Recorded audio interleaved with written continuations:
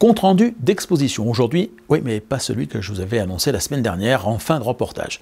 Je m'étais un peu perdu dans mon agenda, je vous l'avoue, et je vous ai parlé d'un sujet sur Rail Expo. Ouais, mais Rail Expo, c'est cette semaine, les 26, 27 et 28 novembre. Alors le compte rendu, ce sera la semaine prochaine. Logique. À propos de Rail Expo, cette année, le salon se déroule à Dreux, au parc des expositions, qui se trouve place du Champ de Foire. C'est à moins d'1 kilomètre de la gare, ça se fait en 10 minutes à pied si vous voulez venir en train. Depuis Paris, Dreux est accessible par des trains directs en 45 minutes au départ de la gare de Montparnasse. La ville se trouve sur la ligne N du Transilien. Quant au contenu de l'exposition, 110 exposants et 26 réseaux sont attendus.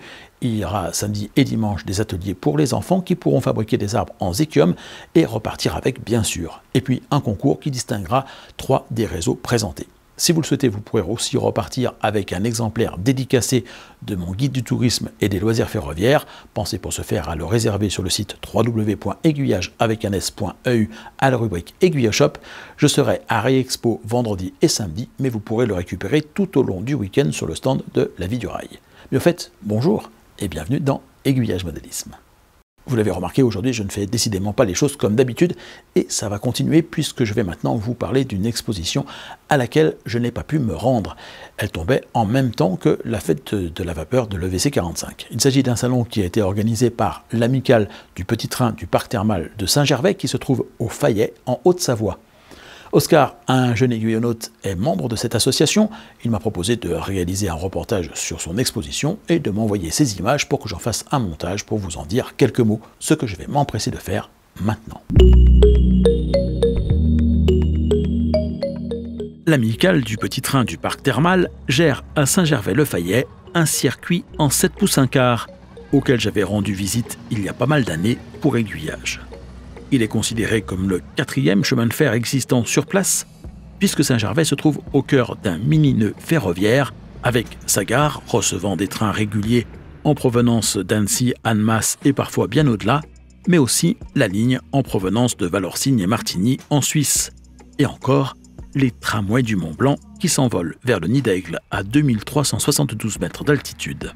Il se trouve dans le parc lui-même, le long du Bonan, un torrent qui coule dans la vallée. Hors saison, le train ne roule pas, mais les activités se poursuivent en intérieur. Cette année, l'Amicale a fait l'acquisition d'un très beau réseau dont je vais vous parler dans un instant, auprès d'un club voisin qui, malheureusement, cesse ses activités et organisait une exposition. Allez, on y va grâce aux images d'Oscar. L'exposition se déroulait à l'espace Mont-Blanc, dans une salle de 400 mètres carrés avec vue sur la montagne, ce qui ne gâche rien. Parmi les exposants, quelques particuliers, mais aussi 3 clubs, 2 venus en voisin de Thonon-les-Bains, il s'agit de Latcar et de Vieux-en-Sala, les amis du Petit Train d'Annemasse Sixte, mais également un 3e qui lui avait fait beaucoup plus de route pour amener ses maquettes puisqu'il s'agit d'un club venu de La Rochelle.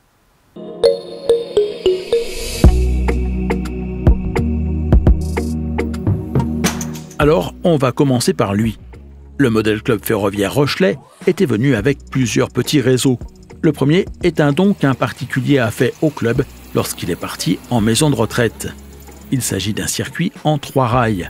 La maquette a été améliorée depuis que le club l'a récupérée et devait être digitalisée l'année dernière, mais la crise sanitaire a repoussé ce projet à un peu plus tard. Le matériel roulant est exclusivement de chez Marklin. Le réseau représente une casse automobile autour de laquelle 3 trains circulent sur 3 circuits distincts.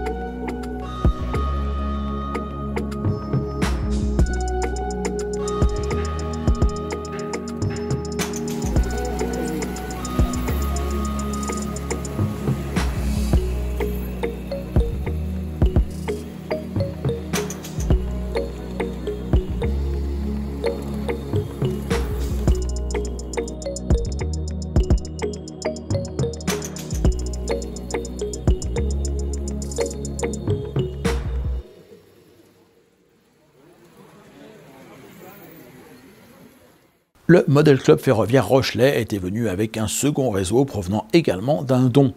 Christophe, l'un des membres du club, en a dit quelques mots à Oscar. Ça représente une gare imaginaire. Parce que c'est un réseau qui nous a été donné par un monsieur qui, hélas, nous a quittés. Et un jour après, que nous avons reçu le réseau. Que je ne sais pas en quelle année il a été créé. Ce n'est pas nous qui nous l'avons créé. On l'a amélioré, on a rajouté des personnages, on a rajouté des petites maquettes. Et ce qu'on a à nous rajouter, pour permettre de faire le tour, que les machines viennent, le train roule. Parce qu'avant, le réseau s'arrêtait là. On avait fait un système de plateau tournant, avec 3 voies. Donc le train arrivait sur le plateau tournant, on tournait le plateau, et il repartait dans l'autre sens. C'était marrant, mais un peu chaud. Donc cette année, 2021, nous avons décidé de créer carrément un circuit qui fait le tour. C'est du digital classique, mais on peut faire aussi du digital avec les Z21 et une commande Wi-Fi. Donc on pourra utiliser les portables. Là, nous n'avons pas pu emmener tout le matériel pour faire digital Wi-Fi, parce que au club, il y a encore un réseau et nos collègues qui sont restés au club vont jouer avec le train aujourd'hui, devraient s'en occuper aujourd'hui.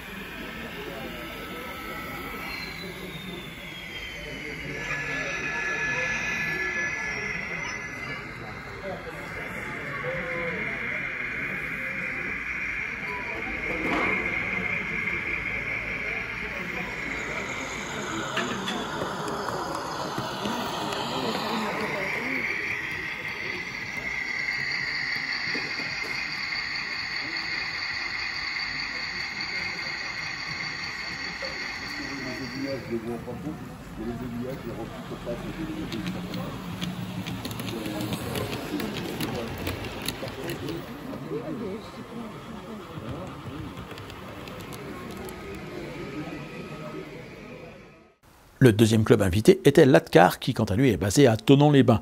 Le club présentait pour l'occasion et pour la première fois un réseau d'inspiration hollandaise, que l'on voit assez rarement en France, il faut bien l'avouer. Avec des moulins qui servent plus ou moins à régler le niveau de l'eau, pas spécifiquement des farines comme on veut connaître, hormis le petit moulin du bout là-bas, qui servira plus à la farine que le gros ici qui va régler le niveau de l'eau. Nous les moulins polder, ainsi que des maisons vers le pont-levis, qui s'appelle aussi une maison polder. Et on a mis quelques moulins pour justifier le nom du réseau, préciser la couleur du pays, Pays-Bas, et les constructions, ce sont des maisons de type hollandais. C'est du HOE. Le matériel roulant, il n'est pas spécialement hollandais parce que c'est un peu compliqué, pas des Pays-Bas, parce qu'on dit plus Pays-Bas que Hollande. Et voilà, donc les constructions, c'est construction intégrale. Le canal, c'est du bois de la résine basique. Hein. Le bateau, c'est un remorqueur de canal qui sert à amener les chalands ou à les tirer des canaux pour les ramener sur les bords de mer pour faire du cabotage. Mais c'est surtout des canaux, des bateaux pour les canaux. Donc voilà, hein, le pont-levis, c'est construction aussi intégrale, tout en bois. Très peu de produits du commerce, hormis donc le bateau et ce moulin. Tout le reste, c'est construction maison. C'était la première sortie de Molenstraat, la rue du Moulin. Il est fort probable que ma prononciation ne soit pas la bonne. Les aiguillonnotes néerlandophones voudront bien me pardonner et la corriger le cas échéant.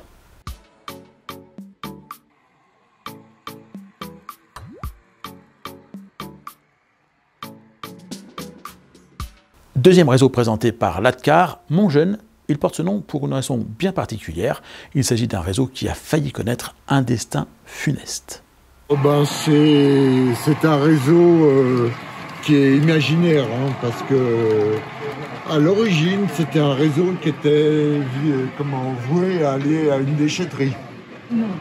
Et puis il a été repris par les jeunes de notre club, donc de Latcar, et il a été amélioré, il a été revendu à un autre membre de Latcar qui lui l'a amélioré tout à fait.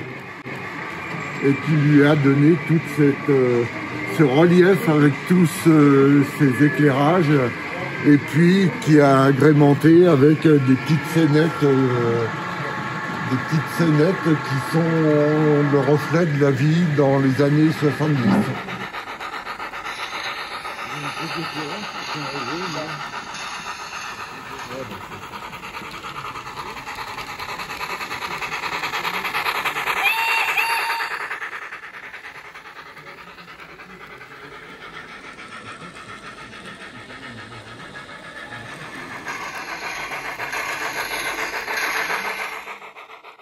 Dernier club présent à l'exposition de Saint-Gervais qui malheureusement lui cesse ses activités.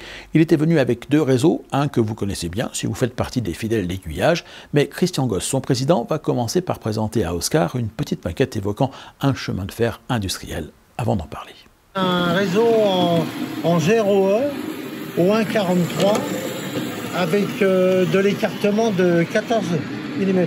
C'est la reproduction grosso modo de l'ancien film Les Grandes Gueules avec Lino Ventura, Bourvil, etc. où il y avait du train forestier et du train de carrière.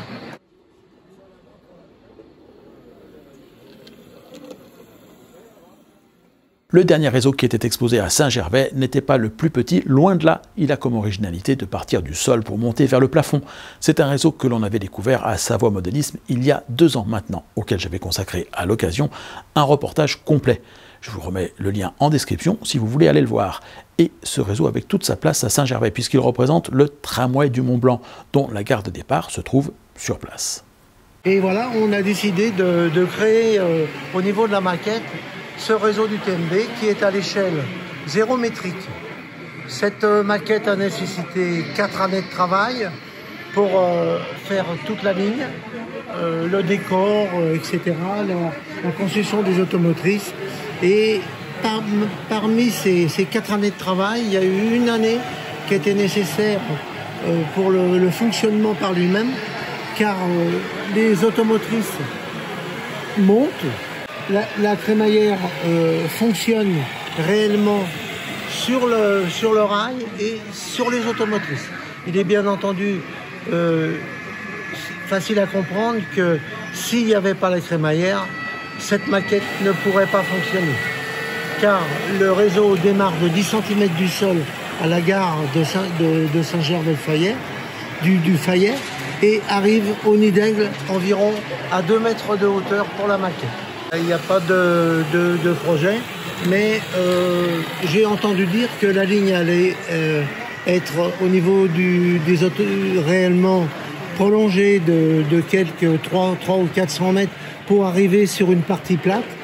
Il serait à ce moment-là simplement nécessaire pour agrandir la maquette et finir vraiment comme la réalité sera en 2024 ou 2025, simplement la rallonger, à mon avis, de 1,50 m de module, et puis faire ce dernier module en fonction de ce que sera la réalité. À mon avis, ce sera relativement facile à construire parce qu'il n'y aura pas de particularité importante. Une extension qui se fera ou non, mais dans tous les cas, pas par le club des amis du petit train d'Annemasse-Tix qui malheureusement cesse ses activités, mais peut-être par son repreneur, l'amicale du petit train du parc thermal de Saint-Gervais, qui pour l'heure ne peut que le stocker dans un endroit pas complètement approprié, mais cherche un local où il pourrait être exposé dans la ville, ce qui serait une excellente chose, d'autant que ces automotrices historiques ne circuleront plus sur le TMB et seront remplacées dès la saison prochaine par de nouvelles. Merci à Oscar qui a réalisé ce reportage pour Aiguillage. La semaine prochaine donc, autre compte rendu, celui de Rail Expo cette fois-ci.